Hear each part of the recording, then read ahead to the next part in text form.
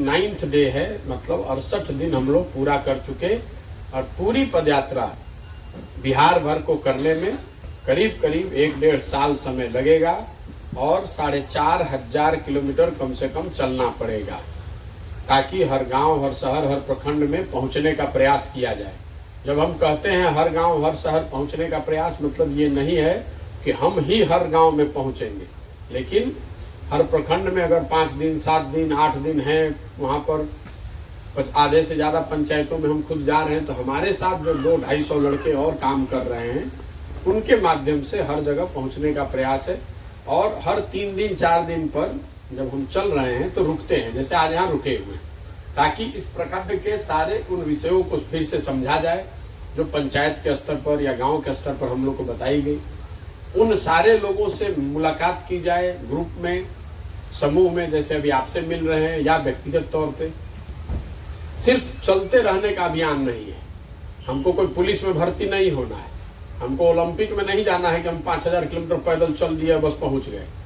ये समाज को समझने का अभियान है, निचले स्तर पर जाकर ये समझें कि समाज की जो परेशानियां हैं, जो दिक्कतें हैं, वो क्यों हैं और क्या कुछ करने से वो सुधारा जा सकता है। इसी अभियान के तहत एक इसका उद्देश्य क्या है, ज्यादा नगर क्षेत्र हैं, हर पंचायत की समस्याओं का संकलन करना और साथ ही उसके विकास के लिए अगले 10 साल की योजना बनाना। खाली ये नहीं कहना कि आपके पंचायत में सड़क टूटा हुआ है उसको बनाना है, या यहाँ पर स्कूल नहीं है स्कूल बनवाना है। ये भी बताना कि क्या करने से वहाँ पर उस पंचायत में आने वाले 10 साल में रोजगार के अवसर पैदा होंगे, क्या करने से वहाँ पर किसानों की आमदनी बढ़ेगी, क्या करने से जो भूमिहीन लोग हैं उनको वहाँ रोजी रोजगार का अवसर मिलेगा। ये जब पदयात्रा खत्म होगी तो बिहार के सभी पंचायतों के लिए अलग अलग ये जारी किया जाएगा, ताकि आप ये देख पाएंगे कि आप जिस गांव में रहते हैं या आप जिस पंचायत में रहते हैं उसके लिए आने वाले 10 साल की क्या योजना है। उसमें आप सुझाव भी दे पाएंगे, उसको देख भी पाएंगे। ठीक लगेगा तो उसको बात को आप उससे जुड़कर आगे भी बढ़ा सकते हैं, नहीं ठीक लगेगा तो आप कह दीजिए कि नहीं तो बेकार की बात है, हम जहाँ हैं वही अच्छे हैं। और तीसरा जो प्रयास है कि जब हम लोग रास्ते में चलते हैं या हजारों लोगों से मिलेंगे इस 1-1.5 साल में, कई लोग हैं जिनको जमीन की समझ है, जिनको मालूम है कि क्या करने से यहाँ कृषि की स्थिति सुधरेगी, क्या करने से यहाँ शिक्षा की स्थिति सुधरेगी। तो तीसरा जो प्रयोजन है पदयात्रा का कि बिहार के विकास के लिए जो 10 महत्वपूर्ण क्षेत्र हैं, मैंने एक आपको बताया पंचायत स्तर पर योजना बनाना, एक राज्य के स्तर पर योजना बने, ताकि हम लोग ये बता सके कि भैया 10 साल में अगर हमको देश में सबसे अच्छी शिक्षा व्यवस्था बनानी है तो उसके लिए क्या करना पड़ेगा, हमें अपनी स्वास्थ्य व्यवस्था को देश के अच्छे राज्यों के मुकाबले खड़ा करना है तो उसके लिए क्या करना पड़ेगा, हमें अपने कृषकों की स्थिति पंजाब के कृषकों के बराबर करनी है तो उसके लिए क्या करना पड़ेगा। तो शिक्षा, स्वास्थ्य, आर्थिक विकास, सामाजिक न्याय, ग्रामीण विकास, कृषि जैसे महत्वपूर्ण 10 क्षेत्रों का एक लंबा 10-15 साल का विजन डॉक्यूमेंट जारी किया जाए, ताकि बिहार की जनता को ये पता चल सके कि इन क्षेत्रों में क्या करने वाले हैं हम लोग और उससे महत्वपूर्ण कैसे करने वाले हैं। क्योंकि बिहार में या देश के अलग अलग राज्यों में भी एक तरीका ये है, नेता आता है कहता हम आएंगे तो ये कर देंगे, हम लोग वो नहीं करना चाहते हैं। हम आपको ये बताना चाह रहे हैं कि हम ये करेंगे और इसको इस तरीके से करेंगे, इसके लिए संसाधन कहाँ से आएगा, इसके लिए व्यवस्था क्या बनाई जाएगी। तो ये पदयात्रा के 3 उद्देश्य हैं। जो पहला उद्देश्य है उसमें है लोगों को संकलित करना एक जगह, ठीक लोगों को। इस अभियान के तहत लोग, हमारे साथी जो हैं, आप में से कुछ लोगों से मिले होंगे या आप में से कुछ लोग स्वयं से पता करके आए होंगे। मान लीजिए कि यहाँ पे 50-60 लोग बैठे हुए, 70 लोग बैठे हुए हैं। अब आपकी मदद से उसकी प्रक्रिया को शुरू करेंगे। पीछे हर प्रखंडों में भी, बिहार के करीब 200 प्रखंडों में प्रक्रिया पहले चल रही है या आपसे अगले, आप जिस स्तर पर हैं इससे आगे स्तर पर है। इसमें सबसे पहली बात क्या है कि जो पूरी संरचना है इसमें डिस्ट्रिक्ट लेवल पर कोई कमेटी नहीं है, राज्य के स्तर पर कोई कमेटी नहीं है, कोई इसका नेता नहीं। जो भी लोग हैं, जो भी लोग साथ में आएंगे वो प्रखंड के स्तर पर ही आएंगे, इसीलिए आपके साथ बैठे हैं, आप प्रखंड के स्तर पर हैं। अब प्रखंड के स्तर पर इस पूरी सोच, इस पूरे पार्टी, इस पूरी अभियान का जो मालिक मुखिया होगा वही व्यक्ति तय करेगा कि आगे इस अभियान को कैसे चलाया जाए, आगे इसको दल बनाया जाए कि नहीं, अगर दल बने तो उसका नेता कौन हो, उसका संविधान क्या हो, उसकी प्राथमिकता क्या हो, ये प्रखंड के स्तर के जो संस्थापक सदस्य हैं उन्हीं के पास इसका मालिकाना हक होगा, वही लोग इसको करेंगे। प्रखंड के स्तर पर 500 लोग हों, 1000 लोग हों, उसकी चुनाव, उसको चुनने की जो प्रक्रिया है वो, उसके लिए हम लोग आज यहाँ बैठे हुए हैं। ये मान लीजिए आप 60-70 लोग हैं, तो इसका दूसरा चरण ये है कि हर वो व्यक्ति जो इसका संस्थापक सदस्य बनना चाहता है उसको कम से कम समाज से 2 या ज्यादा से ज्यादा 5 ऐसे लोगों को चिन्हित करना है, पता करना है जो आप समझते हैं कि ये सही सोच के लोग हैं, जो जन सुराज में जुड़े तो इस सोच की ताकत बढ़ेगी, इस आपकी व्यक्तिगत तौर पर प्रतिष्ठा बढ़ेगी या सामूहिक तौर पर आपकी प्रतिष्ठा, ताकत, शक्ति बढ़ती है। जब मैं ताकत शक्ति कहता हूं तो इसका मतलब ये नहीं है कि यहाँ जो पैसे वाला आदमी है, जो ठेकेदार है, जिसके साथ 10 गुंडा है, ऐसा व्यक्ति जिसकी समाज में प्रतिष्ठा है, ऐसे लोगों को चिन्हित करना। तो अगर 100-125 लोग आप लोग हैं और हर व्यक्ति 2-2, 3-3, 4-4 नाम अगले 5-7 दिनों में बताएगा, संस्थापक सदस्य बनने के लिए कम से कम 5 ऐसे सदस्यों को ढूंढना, उनको समझाना, समझाकर इस व्यवस्था से जोड़ना, ये एक तरह से अनिवार्य है। 5 से ज्यादा आप नहीं कर सकते, 1-2 कम होगा तो कोई बात नहीं है, लेकिन प्रयास होना चाहिए कि 4-5 लोगों को आप इसमें जोड़िए। जब आप वो नाम, आज आप जब मीटिंग के बाद जाएंगे तो अगले 5-7 दिनों में हमारे साथी आपसे संपर्क करेंगे, आपको वो नाम नंबर देने हैं जो आपकी नजर में समाज का बेहतर व्यक्ति है, जिसको जन सुराज के अभियान से हमें जोड़ना चाहिए। सिर्फ नाम और नंबर नहीं देना है। जब अगर नाम नंबर आप देते हैं तो हम लोग मानकर चलेंगे कि आपने उस व्यक्ति से, उस सज्जन से, उस महिला से बात पहले से की हुई है और उन्होंने अपनी सहमति दी है। जैसे आपको हम समझा रहे हैं या हमसे पहले हमारे साथी मिलकर समझा रहे होंगे, ये काम अब आपको करना है ताकि इस संख्या को 300, 400, 500 तक पहुंचाया जाए। जब एक बार ये संख्या 300, 400, 500 की हो जाती है, संख्या महत्वपूर्ण नहीं है, महत्वपूर्ण यह है कि वो व्यक्ति सही हो। उसके बाद वो सारे नाम, हर एक व्यक्ति जो आप यहाँ जुड़े हुए हैं, सबके पास भेजा जाएगा ताकि आप उन नाम को देख सके, उस पर अपनी टिप्पणी कर सके, चाहे तो आपत्ति भी दर्ज करा सके। मान लीजिए कि 300 नाम की सूची बन गई, वो 300 नाम का सूची आपके पास आएगा। जब वो नाम आ जाएगा तो आप ये बता सकते हैं कि भैया 163 नंबर पर जो आदमी है, ये आदमी बिल्कुल गलत है, ये ठेकेदार, ये शराब का माफिया है या लैंड ग्रैबर है, कुछ भी जो गलत आपके समय, ये मर्डरर है। अगर किसी नाम के पर आप आपत्ति दर्ज कराना चाहते हैं तो आप में से हर एक व्यक्ति जो इससे जुड़ा हुआ है वो आपत्ति दर्ज करा सकता है। आपत्ति दर्ज कराने का मतलब ये नहीं है कि उस व्यक्ति का नाम हटा दिया जाएगा। आपत्ति दर्ज करा, क्योंकि कोई किसी के नाम पे कुछ भी बोल सकता है, लेकिन आपत्ति दर्ज कराने के पीछे सोच ये है कि आपके पास ये सामूहिक अधिकार रहे कि कोई व्यक्ति गलत अगर इस व्यवस्था में जुड़ रहा है तो उसको चिन्हित किया जा सके। मान लीजिए कि 300 के लिस्ट में एक आदमी पर 25 लोगों ने आपत्ति दर्ज कराई, तो समझ में आएगी बात कि भाई कम से कम कुछ तो गलत होगा, नहीं तो इतना आदमी कैसे गलत बोल रहा है। इसके साथ साथ वो जितने 300 नाम हैं, जिसमें आपका नाम भी शामिल है, हर एक नाम का पब्लिक सर्वे कराया जाएगा। तो उस पर आपकी सहमति भी चाहिए, आपको बुरा नहीं लगना चाहिए, आपके बारे में लोग नीचे जाकर पता करेंगे कि आपके विषय में पब्लिक क्या सोचती है। पब्लिक सर्वे और आपके आपत्ति के आधार पर बाद में जो सूची बनेगी, मान लीजिए कि वो सूची 200 की बनी या 400 की, हमको पता नहीं है, 300 का है तो 300 से कम ही होगा, 400 का रहेगा तो उससे कम होगा। कितने नाम आप समाज से चुनकर निकालते हैं और उसमें कितने नाम पब्लिक ओपिनियन के आधार पर छांट दिए जाए, वो नंबर बताया नहीं जा सकता है। लेकिन प्रक्रिया ऐसी है कि मान लीजिए कि आपकी मदद से हम लोग अगले 10 दिन में संख्या बढ़ाकर कर लिए 300। 300 में 10 नाम ऐसा आया जिस पर सामूहिक तौर पर आपने आपत्ति करी, 20-25 नाम ऐसा आया जिसमें पब्लिक सर्वे में कुछ उल्टा आ गया।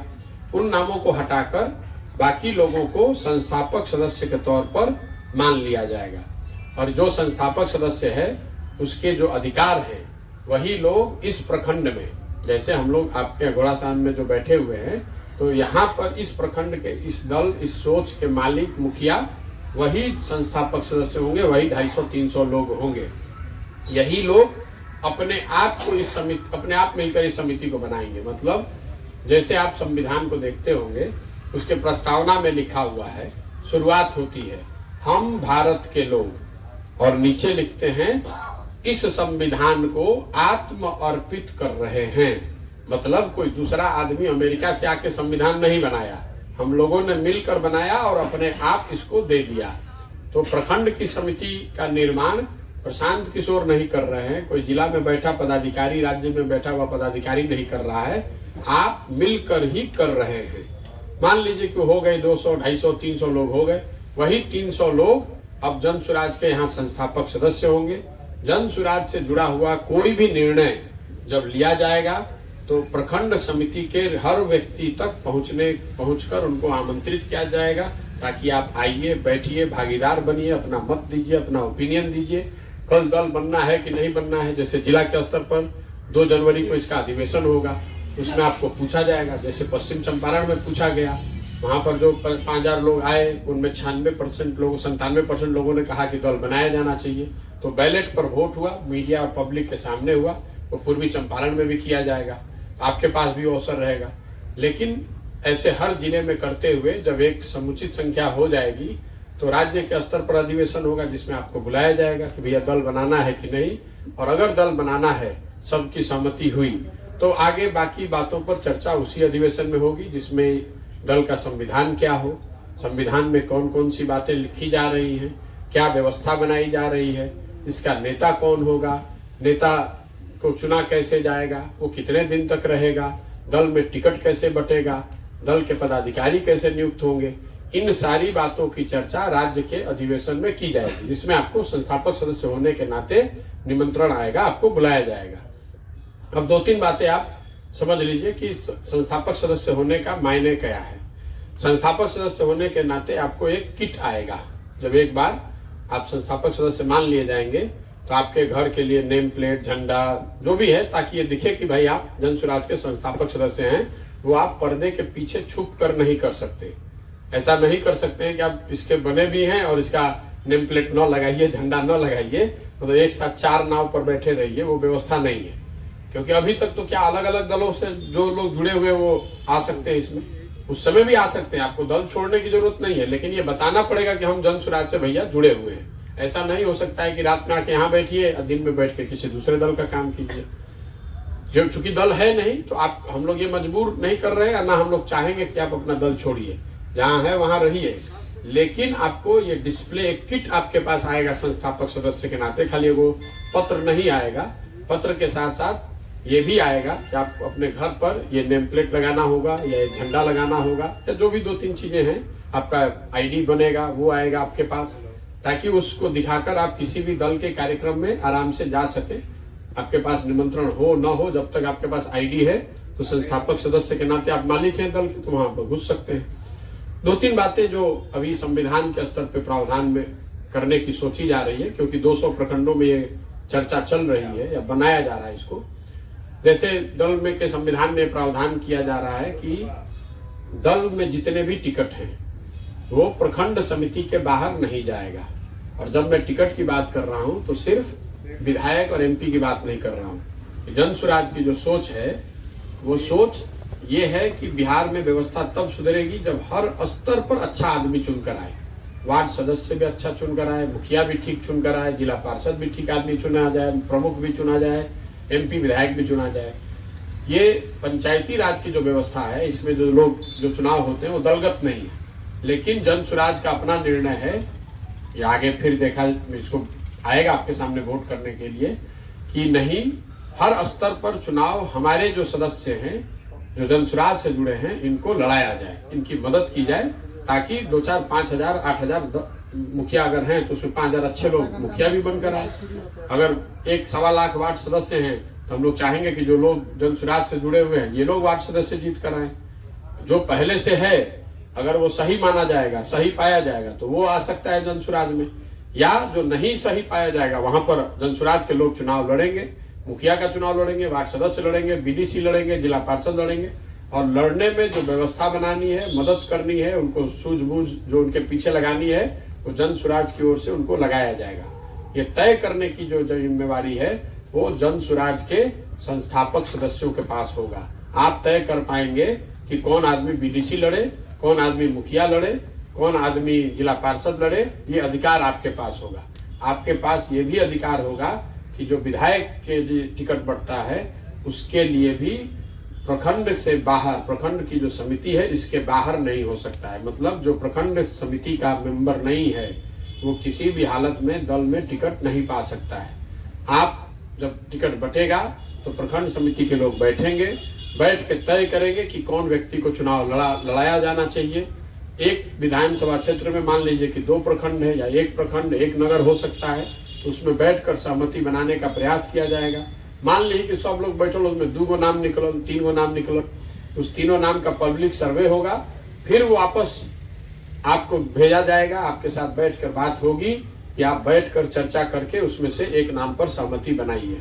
दूसरे दलों में जो परिपाटी है वो कहते हैं कि हम नीचे से नाम लेते हैं, नीचे से नाम मंगाया भी जाता है कई दलों में, लेकिन ऊपर से बैठ के अपनी व्यवस्था बनाकर जिसको देना है दे देता है, कहता भी आपने जिसका नाम भेजा था उसका नाम ठीक नहीं था।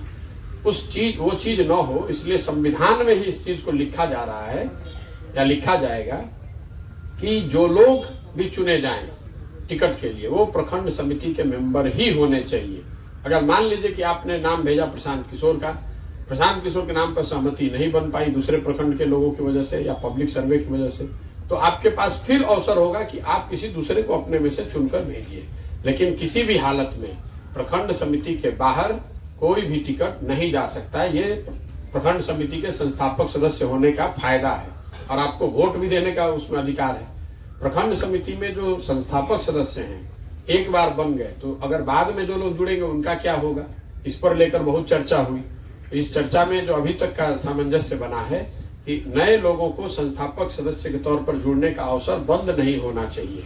अगर आप बंद कर देंगे तो फिर दल में एक तरह से वो नाले वाली बात हो जाएगी। आप गंगोत्री बंद कर देंगे तो गंगा भी नाला बन जाएगा। तो नए लोग आ सकते हैं, लेकिन जो लोग बाद में आएंगे उनके पास एक समय कालखंड में मत का अधिकार नहीं होगा। मतलब ये देखा गया है, पिछले 20-30 सालों का ये अनुभव रहा है कि जब भी कोई नया सामाजिक राजनीतिक प्रयोग होता है तो जो लोग सबसे पहले आकर कंधा लगाते हैं, मेहनत करते हैं, उन लोगों को बाद में आए हुए लोग पीछे ढकेल देते हैं। ये न हो यहाँ पर, इसके लिए व्यवस्था बनाई जा रही है कि कम से कम 3 साल 1 साल भी कुछ लोग कह रहे हैं, कुछ लोग 3 साल भी कह रहे हैं, इस पे चर्चा का विषय है तो आपसे भी अभी पूछेंगे। 1 साल से 5 साल तक उनको मत का अधिकार न हो। वो हिस्सा तो हो सकते हैं आपके समिति का, आपके यहाँ चुनकर वो प्रखंड अध्यक्ष भी बन सकते हैं, पदाधिकारी भी बन सकते हैं, लेकिन टिकट लेने की जो बात है उसके लिए वो स्वयं का मत का अधिकार उनको एक समय कालखंड तक न हो, ताकि अंत समय में आने वाले चालाक चिड़ियों से बचाया जा सके। जो लोग बाहर बैठे रहते हैं और ये देखते हैं कि पहले भैया देखते हैं कि दंशराज में क्या होता है, प्रशांत जी से एक बार मिल लेते हैं, बढ़िया हो गया तो इधर आ जाएंगे, नहीं हुआ तो जहां हैं वहीं रहेंगे। तो इस चीज से बचने के लिए ये व्यवस्था बनाई जा रही है। आप अपना उस पर ओपिनियन दीजिए। 2-4 और जो बातें इसमें कही जा रही है, संविधान में 50 प्रावधान है जो राज्य के स्तर के अधिवेशन में आपके सामने रखी जाएंगी, लेकिन 1-2 जो प्रस्ताव है जो आपसे मैं साझा करना चाहता हूं कि दल में टिकट बांटने में 10% टिकट जो है वो पंचायती राज से जुड़े हुए लोगों के लिए रिजर्व कर दिया जाए। मतलब अगर 40 MP लड़े तो 4 MP ऐसे लोग लड़े जो मुखिया रहे हो, जिला पार्षद रहे हो, बीडीसी रहे हो, पंचायती राज की व्यवस्था से उठकर आए हुए हो। दल में एक और प्रावधान की बात हो रही है, राइट टू रिकॉल। अगर कोई विधायक जीतकर आ गया लेकिन अगर 2/3 मेजोरिटी से प्रखंड के लोगों ने उनके खिलाफ नो कॉन्फिडेंस ला दिया 2 बरस के बाद, तो दल की ओर से उनको मजबूर किया जाए कि वो रिजाइन करें। क्योंकि ये इसलिए ये प्रावधान किया जा रहा है कि सारे प्रयासों के बावजूद जिसको आप अपने बीच से उठाकर विधायक बना देते हैं, अब वो कार्यकर्ताओं की उपेक्षा करने लगता है, या जिन लोगों ने उनको बनाने में मदद की, कंधा लगाया, उनका वैल्यू नहीं करता है। इसलिए प्रखंड समिति के पास ये अधिकार हो कि भाई आप 2/3 मेजोरिटी से लाकर उसके खिलाफ नो कॉन्फिडेंस ला सकते हैं, ताकि उसको फिर से रिजाइन करना पड़े, दल की ओर से उसको डिस्क्वालीफाई किया जा सके। इस तरह के बीसीओ प्रावधान आएंगे, अभी वो समय नहीं है। जब राज्य के स्तर पर बात आएगी तो उस समय आपसे मत लिया जाएगा। मोटे तौर पर आपकी अभी की जो जिम्मेवारी है कि आप अपने स्तर पर 5 ऐसे लोगों को चिन्हित करें, ज्यादा से ज्यादा 5 से ज्यादा एक आदमी नहीं कर सकता है। 5 ज्यादा से ज्यादा लोग आप ऐसे चिन्हित करें जिसको आप समझते हैं कि जन सुराज से जोड़ा जाना चाहिए या जोड़ने से फायदा है। उन लोगों का नाम नंबर साझा कर लीजिए। अपने आप फिर से एक बार 2 बार 4 बार सोच लीजिए कि आप संस्थापक सदस्य के तौर पर जुड़ना चाहते हैं तो जुड़िए, और जुड़ने के बाद आगे के जो अभियान का हिस्सा होगा उसमें आपकी भागीदारी रहेगी। मैं बार बार कह रहा हूं कि सोच लीजिए, इसलिए सोच लीजिए कि अगर आप में, मुझे ये पता है कि बहुत सारे लोग इस अभियान में इसलिए जोड़ रहे हैं कि उनको ऐसा मालूम है कि प्रशांत किशोर के पास ऐसा कोई फॉर्मूला है कि हम हाथ रखेंगे और आप चुनाव जीत जाइएगा। अगर आप इस सोच से आ रहे हैं तो आपको बहुत बड़ी निराशा हाथ लगने वाली है, क्योंकि मैं ऐसा कोई अभियान नहीं कर रहा हूं। मेरी कोई दिलचस्पी किसी एक व्यक्ति को जिताने हराने में नहीं है। मैंने अपने जीवन का सब कुछ दांव पर किसी व्यक्ति की मदद करने के लिए नहीं, बल्कि एक नई व्यवस्था बनाने के लिए लगाया है, और कई मायनों में जानबूझकर इस रास्ते को इतना लंबा रखा है कि आधा आदमी तो पहले छोड़कर भागेगा जिसको सिर्फ टिकट लेकर मेरी व्यवस्था, मेरी समझ का फायदा उठाकर चुनाव जीतना है। तो अगर आप ऐसा समझते हैं कि आप सिर्फ यहाँ चुनाव लड़ने आ रहे हैं तो मेरा आपसे आग्रह है कि आप इस अभियान से अलग हट जाइए, क्योंकि आप किसी भी तरीके से इस व्यवस्था में कोई डेविएशन इधर उधर नहीं कर पाइएगा। वो होने नहीं वाला है। आप मेरे चाहे जितने करीबी हो, चाहे आप हमारे साथ जितना दिन भी पैदल चल लीजिए, आप हमारे किसी रिश्तेदार को जानते हैं, उससे ये कुछ नहीं बदलने वाला है। दल की ओर से, संस्था की ओर से, ऑर्गेनाइजेशन की ओर से, इस सोच की ओर से उन्हीं व्यक्तियों को आगे बढ़ाया जाएगा जो इस व्यवस्था का हिस्सा बनकर इन मानकों पर खरा उतरेंगे। नहीं उतरिएगा तो ये इसका कोई दूसरा भाया मीडिया है नहीं। बहुत आदमी जब बैठल बान वो कहन करे अभी तो कहत न बाड़न, देखिए कैसे हुई। तो हम आपको बता रहे हैं कि ऐसे ही लोगों ने कहा होगा मई में, कह रहे अभी कहत न बाड़न के बिहार में आई बाड़न, अहन तब न। जब आ गए तो कह रहे कि अभी कहत न बाड़न की पैदल चलियन तब न। जब पैदल चलने लगे तो आप सोच रहे अभी पैदल चलत न बाड़न, बनयन तब न। तो आप ऐसे सोचते रहिएगा, आपके हाथ में निराशा ही लगेगी। आप इस व्यवस्था को किसी भी तरीके से तोड़ मरोड़ नहीं पाइएगा। हम 10 साल, 12 साल, 15 साल यही काम किए हैं। कई लोगों को आप में से ये भी लग सकता है कि जो हमारे साथ लोग काम कर रहे हैं उनके कहने पर कोई डिसीजन होगा। तो आपको जानकर, आपके जानकारी के लिए बता दे रहे हैं कि जिन लड़कों के साथ आप मिले होंगे या जो लड़का आपसे मिल रहा होगा वो 3 महीने में, हर 3 महीने में बदल दिया जाएगा। तो वो आप वो कुछ कर नहीं सकता है। दूसरा, जो पॉलिटिकल सर्वे हम लोग कराते हैं वो टीम बैठती है हैदराबाद में, जिससे आपको जीवन में कभी मुलाकात नहीं होगी। जो पॉलिटिकल इंटेलिजेंस का विंग है वो हमने कलकत्ता में बैठाया हुआ है, उससे भी आपका मुलाकात नहीं होगा। तो इसलिए उस लड़के के चक्कर में ये सोच के कि भाई हमारे गांव में एक लड़का है या उसका रिश्तेदार है, उसका दोस्त है जो प्रशांत जी के साथ काम कर रहा है, उसके कहने से कुछ होगा, ऐसी बात नहीं है। हम स्वयं से एक एक नाम देखते हैं तो वो बदलने वाला है नहीं। ये जरूर है कि अगर आपका नाम, आपकी प्रतिष्ठा, आपकी पहुंच समाज में है, तो अगर आप हमसे नहीं भी मिले हैं, आप हमको नहीं भी जानते हैं, तो भी आपके दरवाजे पर आकर आपका दरवाजा खटखटाएंगे, आपको कहेंगे कि आइए, जुड़िए, आगे बढ़िए। तो उपाय वही है, समाज में जिसकी प्रतिष्ठा है, समाज में जिसका कैपिटल है, समाज में जिसकी पहुंच है, उसी को आगे बढ़ाने का अभियान है। अभी हम कितना भी कह लें, इसमें जो लोग हैं बहुत यही सोचेंगे कि अच्छा ये कहने दीजिए, हम मैनेज कर लेंगे। आप मैनेज नहीं कर पाइएगा तो फिर आपको होगी निराशा। इसलिए मैं बार बार आपको 1 बार, 2 बार, 3 बार कह दे रहा हूँ, ठीक लगे तभी इसमें बनिएगा, नहीं तो पहले से 4-5 को दल है वहीं पर रहिए। हमारी कोई दिलचस्पी कल चुनाव लड़ने की है नहीं, और ना हम उसको करना चाहते हैं। हमने अपने जीवन में चुनाव लड़ाने की जो बात है 10 बरस बहुत बड़े स्तर पर किया हुआ है, तो उसकी चिंता अभी हमको न करनी है, न मैं करना चाहता हूँ। चुनाव कैसे लड़ा जाएगा, कैसे जीता जाएगा, तो जब समय आएगा तब देखा जाएगा। अभी की जो व्यवस्था है कि जन सुराज में समाज के जितने अच्छे लोगों को जोड़ा जा सके, इनको सबको एक साथ बैठाया जाए और एक ऐसी व्यवस्था बनाने की दिशा में प्रयास किया जाए जिससे बिहार में हम लोगों की और हम लोग के बच्चों की स्थिति बेहतर हो सके। 10 बरस के बाद बिहार को कोई अनपढ़, कोई बेकार, मजदूर वाला राज्य न मानकर बिहार को भी अच्छा राज्य का दर्जा मिले, बिहार के लोगों की तरक्की हो। इस सोच से अगर आप जुड़कर इसमें आना चाहते हैं तो आपका खूब स्वागत है। दूसरा, अगर कोई मोटिव है तो मैं आपसे करबद्ध प्रार्थना करता हूं कि आप बिल्कुल बेझिझक इसको छोड़ दीजिए। यहाँ पर रह के आप अपना टाइम जाया कर रहे हैं, कुछ दूसरा उपाय लगेगा नहीं।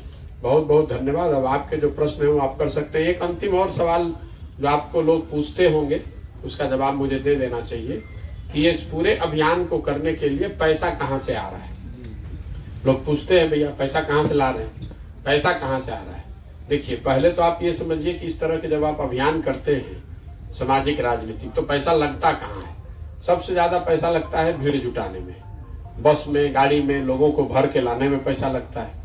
आप में से जितने लोग यहाँ बैठे हुए हैं, हम लोग ना किसी को बस का किराया देते हैं ना गाड़ी का किराया देते हैं, आपको अपना ही पैसा लगा के आना है। आप ना हम कहते हैं कि आप हमारे लिए 20 गाड़ी ले आइए भर के आदमी, हम 50 आदमी के साथ ही पैदल चल रहे हैं, तो हमको उसकी कोई चिंता नहीं है कि हम कितने लोगों के साथ चल रहे हैं। लोग जुटाने का, भीड़ जुटाने का अभियान नहीं है, इसलिए भीड़ पर जुटाने का जो खर्च है वो हम लोग का है 0। दूसरा, लोग खर्च करते हैं हेलीकॉप्टर पे, प्लेन पर चलने में, तो हम लोग चल रहे हैं पैदल, हमारा 1 रुपया भी खर्च नहीं हो रहा है। मेरे साथ कुछ गाड़ियां जरूर चल रही हैं, 50-60 गाड़ी चलती है, उसका खर्च है, लेकिन अगर आप एक हेलीकॉप्टर लीजिएगा तो दिन भर में 20 लाख रुपया उसी का लग जाएगा। हम लोग को तो वो 1 रुपया नहीं लग रहा है। तीसरा, लोग खर्च करते हैं बड़े बड़े स्टेज जो बनता है। अब गांधी मैदान में रैली कीजिएगा तो 2-3-5 करोड़ रुपया लग जाएगा स्टेज बनाने में, लाइट साउंड वो सब लगाने में लगता है। हम लोग वो कर नहीं रहे हैं। हम लोग तो रोड के किनारे 10 आदमी, 20 आदमी, 50 आदमी, 100 आदमी का मीटिंग करते हैं। जो भी उसको आयोजित करता है वो अगर टूटा टेबल लगा दे तो उसी पर बैठ के बोल रहे हैं, खड़ा होके बोलना है तो खड़ा होके बोल रहे हैं, तो वो भी पैसा नहीं लग रहा है। चौथा, पैसा लगता है विज्ञापनों में, जो मीडिया को बहुत बड़े स्तर पर विज्ञापन दिया जाता है उसका पैसा लगता है। आपने देखा होगा अभी तक मीडिया में हम लोग कोई विज्ञापन नहीं करते हैं। मेरा जो मेथड है उसमें मीडिया को कोई विज्ञापन न मिलता है न आगे मिलेगा। हम लोग डिजिटल करेंगे और घर घर जाने में यकीन रखते हैं, लोगों को जोड़ने में। मैंने 10 साल के अपने पॉलिटिकल करियर में जब मैं दूसरों को सलाह देता था तो 14 का अगर लोकसभा का चुनाव छोड़ दीजिए तो कभी भी 1 रुपया भी कहीं कोई डिजिटल कभी कोई विज्ञापन पे मैं खर्च नहीं करता हूँ। तो इन 4 जगहों पर पैसा लग नहीं रहा है। पैसा लग रहा है इस व्यवस्था को बनाने में, पदयात्रा को सुचारू तरीके से चलाने में। जो हमारे साथ लड़के इन हर पंचायतों का योजना बना रहे हैं, 10 साल की का ब्लूप्रिंट बना रहे हैं, उन पर लग रहा है पैसा। ये पैसा कहाँ से आ रहा है? जो पिछले 10 साल में जिन लोगों को हमने जीतने में मदद की है, उनमें से 6 लोग ऐसे हैं जो आज मुख्यमंत्री हैं देश में। उन राज्यों के उन लोगों से मदद मांगी जा रही है कि भाई बिहार में एक ऐसी व्यवस्था हम बनाने की कोशिश कर रहे हैं, कुछ मदद कीजिए। तो 6 राज्य से थोड़ी थोड़ी भी मदद लोग करेंगे तो अच्छा खासा मदद हो जाएगा। और दूसरा, अगले 2-4-10 दिनों के अंदर आप देखेंगे कि मैं बिहार देश का सबसे बड़ा क्राउड सोर्सिंग का फंड, क्राउड सोर्सिंग की व्यवस्था बना रहा हूं। मतलब समाज से 100 रुपया, 200, 300 रुपया लेने की व्यवस्था बना रहा हूं, जो टेक्नोलॉजी के माध्यम से किया जाएगा। जैसे पुराना जमाना में रोज देख लो कब आदमी आके चादर बिछावत रहो, 55-58 1 रुपया आदमी देत रहो। एकरे व्यवस्था आज टेक्नोलॉजी के माध्यम से, ताकि मोबाइल के जरिए जो भी व्यक्ति इस अभियान की मदद करना चाहता है वो 100, 200, 400 रुपया मोबाइल के माध्यम से भेज सके बैंक के द्वारा। और जैसे सोशल मीडिया ना जानत रही 2011 से पहले की सोशल मीडिया का प्रयोग होता है चुनाव में, उसी तरह इस चीज की नई व्यवस्था मैं बना रहा हूँ। अगले 5-7-10 दिनों में इसको शुरू भी हो जाएगा। आप देखेंगे कि आने वाले 1-1.5-2 सालों में 2 करोड़ बिहार के लोगों से 100 रुपया औसतन भी अगर लेंगे तो 200 करोड़ रुपया जमा हो जाएगा। और उसी से आगे की जो व्यवस्था है, इस दल को फंड करने की जो व्यवस्था है उसी से बनाई जाएगी, ताकि हर स्तर पर जो लोग चुनाव लड़ रहे हैं उनको अपने जेब से पैसा न खर्च करना पड़े। तो चाहे गरीब से गरीब आदमी हो, उसको पैसे के अभाव में चुनाव लड़ने में कोई कमी न आए, इसलिए ये व्यवस्था बनाई जा रही है। तो जो आदमी भी कह रहा है कि पैसा कहाँ से आ रहा है, तो उस पर डिफेंसिव होने की जरूरत नहीं है। इस पूरे अभियान का 1-1 रुपया चेक से आ रहा है और बैंक से खर्च हो रहा है। और आगे भी जो पैसा आएगा वो चेक से ही आएगा, बैंक के माध्यम से आएगा, बैंक के माध्यम से ही खर्च किया जाएगा। बहुत बहुत धन्यवाद। अब आपका जो सवाल है तो आप कर लीजिए।